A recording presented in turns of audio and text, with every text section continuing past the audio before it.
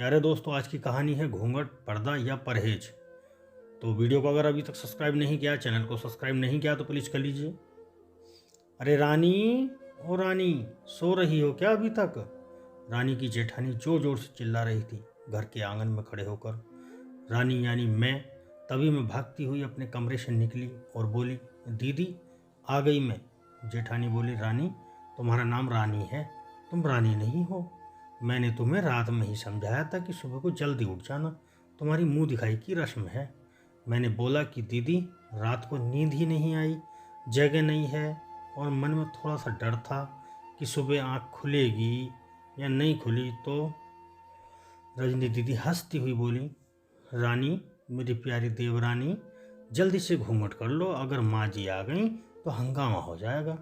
मैंने घूंघट किया ही था, तभी माँ जी वहाँ आ गई और कड़कड़ाती आवाज़ में बोली, चलो अब क्या यही गपशप मारती रहोगी तुम दोनों?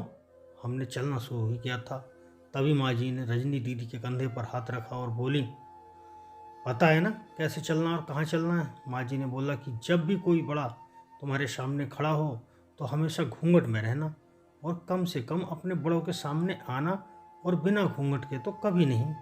रजनी दीदी कुछ बोली ही नहीं, बस अपना सर हिलाकर हाँ बोल दिया। मैंने भी बस अपना सर हाँ में हिलाया।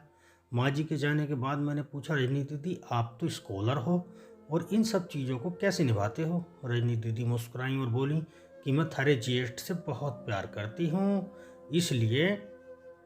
रजनी दीदी मुझे वहाँ से उठाकर मेरे कमरे में छोड़ गई। 6 महीने यूं ही छोटी छोटी चीज़ों में बीत गए। फिर एक दिन मैं राहुल के साथ साड़ी लेने गई। राहुल का फ़ोन आया और वो दुकान से बाहर बात करने चला गया। साड़ी की दुकान पर मैं बेधड़क होकर साड़ियाँ देख रही थी, तभी साथ में बैठे हुए अंकल जी खांसे। एक बार, फिर 2 बार, फिर 3 बार। मैंने साड़ी वाले भैया से बोला कि भैया इन अंकल जी को पानी दे दो, बहुत खांसी हो रही है इन्हें। अंकल जी भड़क उठे और बोले, क्या बदतमीज लड़की है, कि कुछ शर्म लिहाज है या नहीं?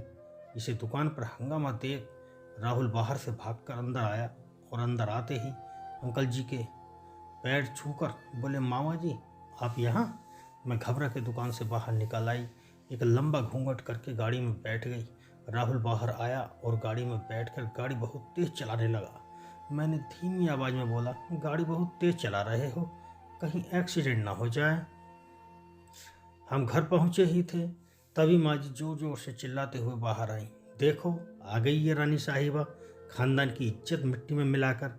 तभी रजनी दीदी आई और बोली, माँ जी मेरे शादी को 6 साल हो गए, मैं अभी तक मामा जी को नहीं जानती, ये कैसे जानेगी? माँ जी जोर से चिल्लाई, देखो कैसे चपड़ चपड़ जबान चला रही है। इस रजनी की कभी राहुल की बात काटते हुए बोले कि माँ ये दोनों सही बोल रही हैं, अगर ये हमेशा घूंघट करके रहती हैं तो ये मामा जी को कैसे पहचानेंगी?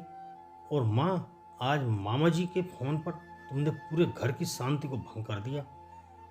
ये वो ही समाज है जिसने सीता मैया पर भी उंगली उठाई थी। पिताजी और जेठ जी ने भी अपना पक्ष राहुल के साथ ही रखा।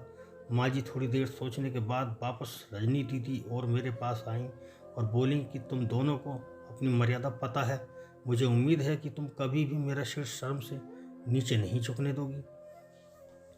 हम एक ही परिवार के सदस्य हैं, हमें हमेशा साथ रहना है, अच्छा वक्त हो या बुरा वक्त हो, हर सदस्य को अपनी मर्यादा पता है।